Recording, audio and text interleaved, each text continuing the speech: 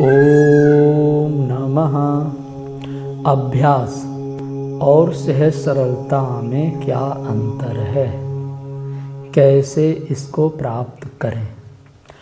वास्तव में अर्जुन ने कृष्ण भगवान से कहा, जब कृष्ण भगवान ने अर्जुन से कहा कि अर्जुन तू मुझ में ही मन वाला हो, मन मना मद भक्तो मद्दाजीमा नमस्करो माँ में वैसे सत्यम ते प्रतिजाने प्रियोस में। कि अर्जुन तू मुझ में ही मन वाला हो, तू मुझे ही प्रणाम कर, नमस्कार कर और मेरे में भाव वाला हो। मैं सत्य कहता हूँ, तू अनन्य भक्त है, तू मुझे प्राप्त होगा। लेकिन ये योग्यता आएगी कैसे? तो मन को संयमित करके। भगवान कृष्ण ने कहा कि अर्जुन मन को संयमित करो, मन को वश में करो। तब अर्जुन घबराया कि भगवान मन को नियंत्रण करना और तूफान वायु को रोकना के समान है। तब भगवान कृष्ण अभ्यास तू कौनते वैराग्यर्चा गृह्यते कि अर्जुन अभ्यास और वैराग्य के द्वारा इस मन को सहजपूर्वक बस में कर लिया जाता है। वरिष्ठ महापुरुषों ने, पूर्व महापुरुषों ने ऐसा किया है। तो अभ्यास क्या है? तत्र स्थितो यत्न अभ्यास है। जहाँ हमारा मन जाए वहाँ से मन को बार बार समेट करके नाम में, रूप में लगाना ही अभ्यास है, जो बार बार यत्न किया जाता है। वैराग्य देखी सुनी विषय वस्तुओं में राग का त्यागी वैराग्य कहलाता है। तो ये हो गया अभ्यास। अब कबीरदास जी क्या कहते हैं कि करत करत अभ्यास के जड़मत होत सुजान और रसरी आवत जात है सिल पर पड़त निशान। क्या घबराओ मत, अभ्यास करो। करत करत अभ्यास के, जब निरंतर आज 5 मिनट बैठो भजन में, कल 6 मिनट 7 मिनट थोड़ा थोड़ा मन को भगवान के सुमिरन में बढ़ाते चलो, समय को बढ़ाते चलो। आज 5 मिनट, कल 6 मिनट, परसों 7 मिनट, ऐसे ऐसे। तो करत करते अभ्यास के, जब अभ्यास के साथ लगोगे तो जड़ मत हो।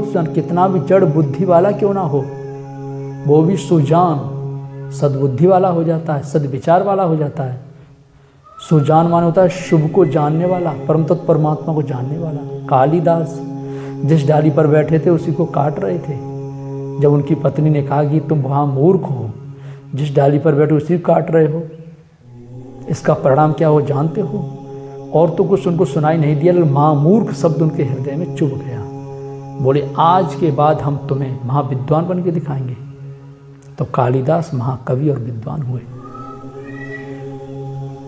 तो अभ्यास के साथ लगे रहो, जड़मत होत सुजान। आप परम तत्व परमात्मा को प्राप्त कर लोगे अर्जुन की तरह। और रसरी आवत जात है सिल पर पड़त निशान। कुएं पर पत्थर लगा रहता है, बाल्टी रस्सी रखी रहती है, पानी लोग उस बाल्टी से पीते हैं, खींचते हैं, तो उस पत्थर पर भी रस्सी की रगड़ से निशान बन जाता है। एक ही रस्सी से नहीं, कई रस्सियों से।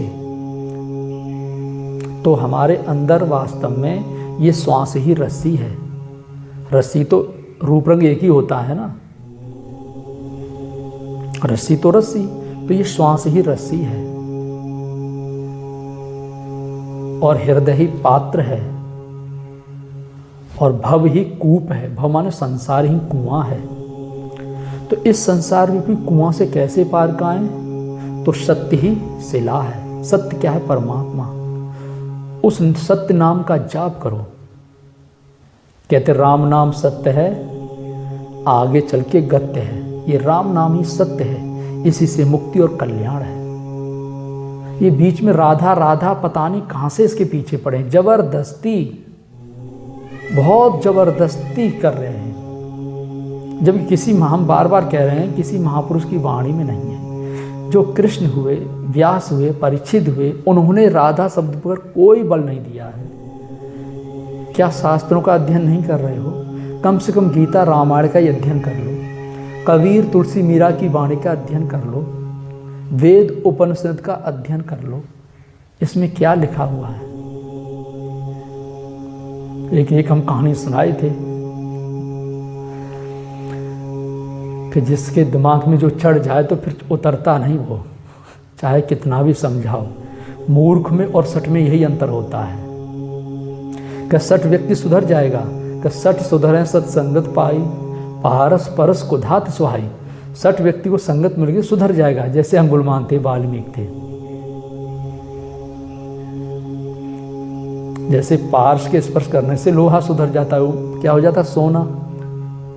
लेकिन मूर्ख व्यक्ति ने, मूर्ख हृदय न चेत, जो गुरु मिलाए विरंच सब। लेकिन मूर्ख व्यक्ति के हृदय में चेत नहीं होता, चाहे ब्रह्मा के समान उसको गुरु ही क्यों न प्राप्त हो जाए। जैसे रावण था, कंस था, ये किसी से कम विद्वान थे? ये आते मूर्ख में। मूर्ख का मतलब होता है सिर ऊपर और सिर नीचे। तो जो राधा राधा कह रहे हैं ना, ये ज्ञानी विद्वानी तो हैं, लेकिन भगवत पथ में महामूर्ख हैं। ये मूर्खों की गिनती में आएंगे, रावण और कंस की गिनती में, जो अन्य अन्य नामों पर बल दे रहे हैं, जो अन्य अन्य नाम पर इतना प्रभाव डाल रहे हैं। हम कहते हैं जिस नगरी में रह रहे हो उनकी वाणी को पढ़ो, कृष्ण भगवान के उपदेशों को पढ़ो, भागवत को पढ़ो। भगवत स्वरूप को प्राप्त महापुरुषों का जीवन परिचय भागवत है। उन महापुरुषों ने किसका जाप किया, किसका जाप करने को कहा। तो वास्तव में अभ्यास करते करते ये सत्य ही नाम है। जहाँ नाम का जाप करोगे तो हृदय में निशान बन जाए। कौन सा निशान? इसी राम नाम का। और जो उसके अनुरूप स्वरूप होगा वो रूप तुम्हारे हृदय में आ जाएगा।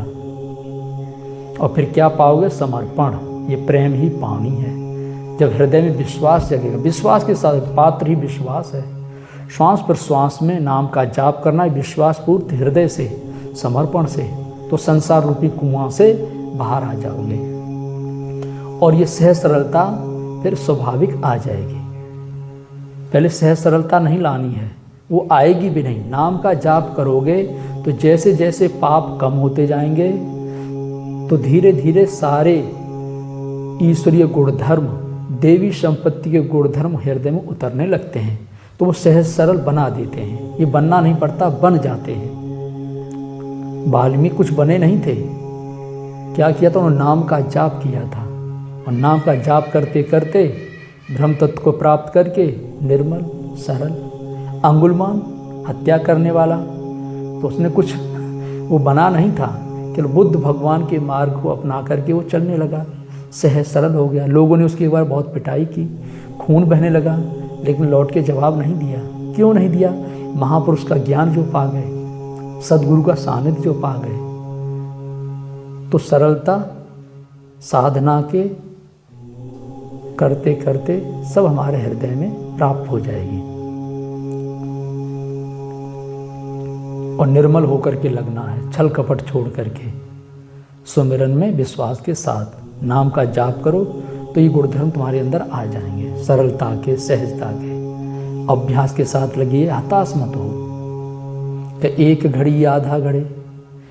तुलसीदास जी कहते एक घड़ी मान 1 घंटा लगो, आधा घंटा लगो, आधे में पुण्य 15 मिनट जाप करो।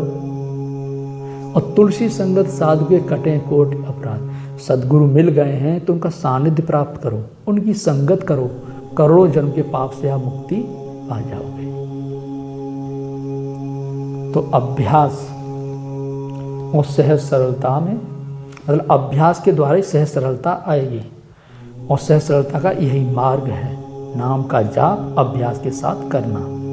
ओम श्री सद्गुरुदेव भगवान की जय।